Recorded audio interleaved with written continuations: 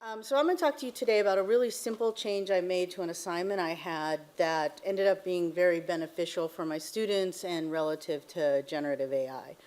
So I teach two user experience research minis that are a deep dive into research topics. There were about 15 undergrads and graduate students in each class, and each of them had some sort of a focus in human-computer interaction. The change I made was really the course reflection. I opened it up to allow them to be a little bit more creative in terms of the medium that they used. Could they do art, movie, music? And this helped me achieve two goals. First, it really drawed upon universal design of learning and inclusive teaching methods. But then it also discouraged the use of generative AI. As you can see here, from a is it able to function at this level, I asked Dolly E to paint a course reflection for a usability testing class, and it failed miserably. Now, yeah, Gen AI will get up to that speed. I know it will, being in the field, but for now, at least, this is a good workaround. So why reflection assignments? So a lot of our courses in human-computer interaction have a design foundation, and design itself is a reflective practice. And with design, with reflections, it's also in a lot of the educational literature. We know that from looking at those, that they help students retain the concepts and transfer knowledge of those concepts to other concepts. It was just good practice, and a lot of our design classes have some sort of a reflection, either a written essay reflection or a portfolio piece, like a web portfolio piece. The problem with that is that if you Google search web portfolio, they're kind of all the same, and the students were doing this. So the assignments became very homogenized and formulaic. So I could see where the students were really just kind of taking a template of a web portfolio and then kind of copying and pasting in what they did for their assignments or what they did for the course. And if you looked in ChatGPT, it could give you examples, or in Midjourney, it could give you examples of a portfolio. So they weren't really doing that reflective practice, which is where the learning is, right? They weren't considering what they did during the semester and reflecting on it. They were just filling in a template and turning it in. Another thing that I did as ChatGPT came about is I did a very quick test. Another class I teach, Euchre, which is an abbreviation, is one of the foundational courses in human-computer interaction. And so it's well known, it's in the material that ChatGPT is used for learning. So the simple prompt was, write a course reflection for CMU's Euchre class. I didn't even spell it out, but it knew. And it came back with a passable course reflection.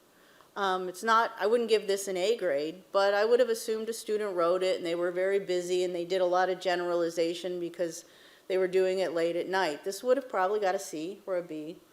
So what was the intervention that I changed, and how does that help, and how does that discourage the use of generative AI?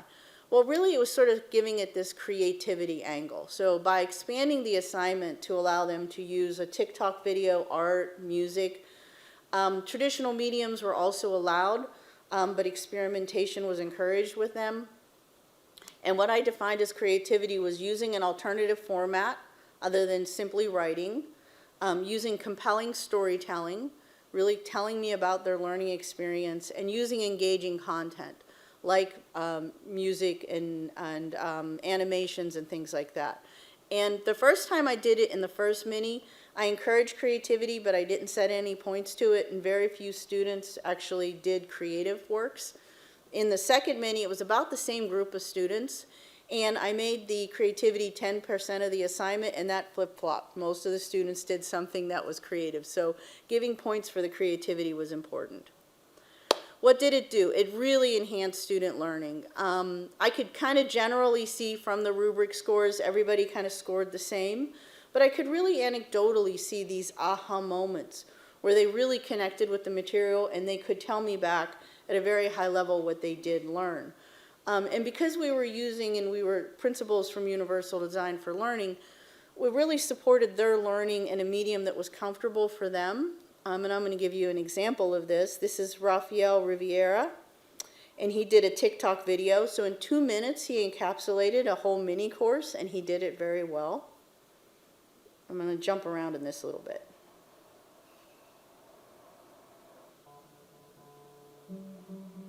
So he kind of leads in about how, I learned this little method first, and I learned this method next.